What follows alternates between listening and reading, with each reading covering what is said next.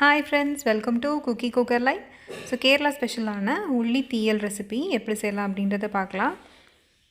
அதுக்கு first masala ready பண்ணிக்கலாம். So இதுக்கு தேங்காய் பேஸ்ட் இப்போ ரெடி பண்ணணும். அடுப்பில் கடாய் வச்சுக்கலாம். கடாயில் தேங்காய் எண்ணெய் தான் ஃபுல்லாக யூஸ் பண்ண போகிறோம். ஒரு டீஸ்பூன் கோகோனட் ஆயில் விட்டுக்கலாம். அதில் ஒரு 1/4 ஸ்பூன் கம்மியாக வெந்தயம் போட்டுக்கலாம். வெந்தயம் நல்லா பொரியட்டும், கலர் மாறக்கூடாது.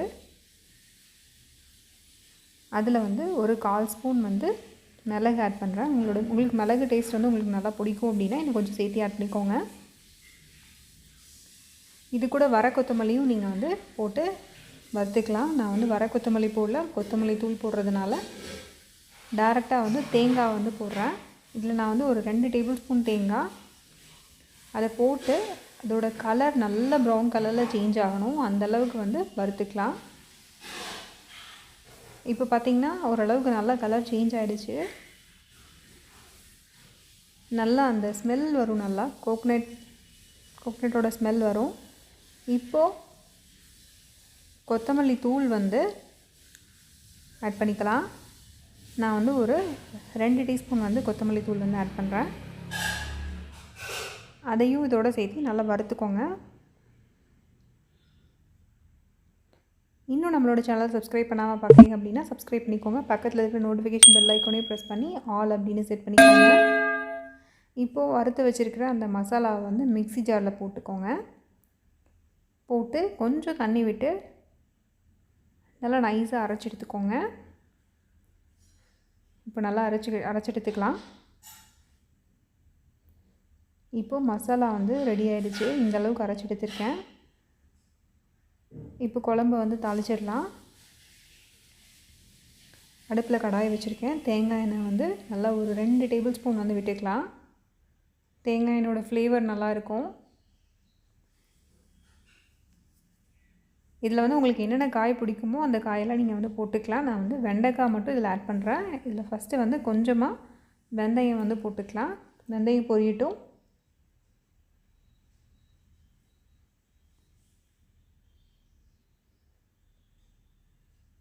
வெந்தயம் பொரிஞ்சதுக்கப்புறமா கடுகு உளுத்தம்பருப்பு போட்டு அதுவும் நல்லா பொரியட்டும்.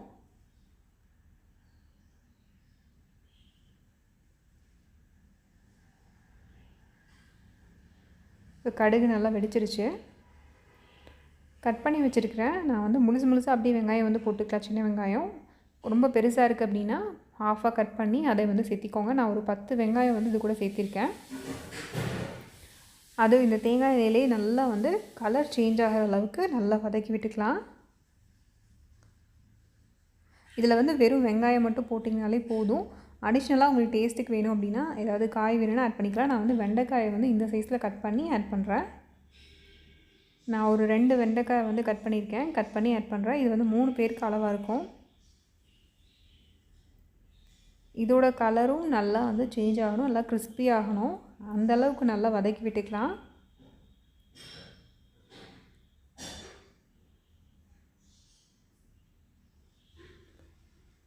ஒரு ஃப்ளேவருக்காக 2 வரமிளகாய் ஆட் பண்ணுறேன்.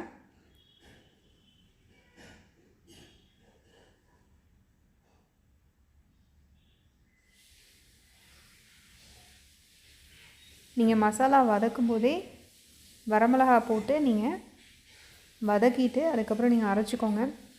நான் மிளகாத்தூள் ஆட் பண்ணுறதுனால அதில் மிளகாய் சேர்க்கலை. இப்போ இதில் நான் ஒரு எலுமிச்சம்பழம் அளவுக்கு புளியை ஊற வச்சு வச்சுருந்தேன். அதை கரைச்சி அதை இது கூட ஆட் பண்ணிக்கிறேன். இப்போ இந்த புளியோட பச்சை வாசம் போகிற அளவுக்கு நல்லா கொதிக்கணும்.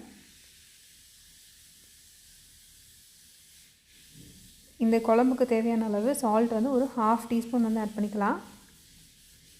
இப்போ இது கொதிக்க ஆரம்பிக்குது. இந்த ரா ஸ்மெல் போகிற அளவுக்கு நல்லா கொதிக்கட்டும். நான் வரமிளகாய் ஆட் பண்ணாததுனால இதில் மிளகாத்தூள் ஆட் பண்ணிக்கிறேன். நீங்கள் அரைக்கும் போதே மிளகாவை நல்லா வறுத்துட்டு அது கூட போட்டு அரைச்சிருந்தீங்க அப்படின்னா இதில் மிளகாத்தூள் நீங்கள் ஆட் பண்ண வேண்டாம். இது நல்லா கொதிக்கட்டும். இப்போ பார்த்திங்கன்னா காயெல்லாம் நல்லா வெந்துருச்சு. இப்போ நம்ம அரைச்சி வச்சுருக்கோம்ல அந்த மசாலாவை வந்து ஆட் பண்ணிக்கலாம்.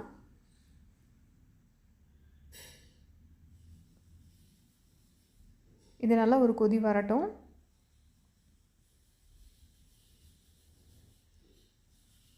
இதில் இந்த ஸ்டேஜில் வந்து உங்களுக்கு உப்பு காரம்லாம் வந்து கரெக்டாக இருக்கான்னு செக் பண்ணிக்கோங்க. இல்லை அப்படின்னா ஆட் பண்ணிக்கலாம். உங்களுக்கு வேணுங்கிற அளவுக்கு தண்ணியை வந்து ஆட் பண்ணிக்கோங்க. குழம்புக்கு வேணுங்கிற அளவு தண்ணி ஆட் பண்ணிக்கலாம்.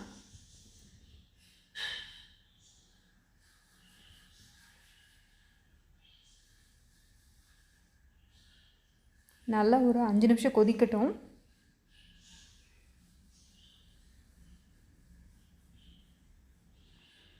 இப்போது நம்மளோட உள்ளித்தீயல் வந்து ரெடி ஆகிடுச்சு. ஸோ இது வந்து நல்லா சாதத்துக்கு செம்ம டேஸ்ட்டாக இருக்கும். கண்டிப்பாக நீங்களும் வந்து ட்ரை பண்ணி பாருங்கள். ட்ரை பண்ணி பார்த்துட்டு உங்களோட கமெண்ட் செக்ஷனில் சொல்லுங்கள். இந்த வீடியோ உங்களுக்கு பிடிச்சிருந்தது அப்படின்னா லைக் பண்ணுங்கள், கமெண்ட் பண்ணுங்கள். மறக்காமல் உங்களோட ஃப்ரெண்ட்ஸோட ஷேர் பண்ணிக்கோங்க. தேங்க்யூ.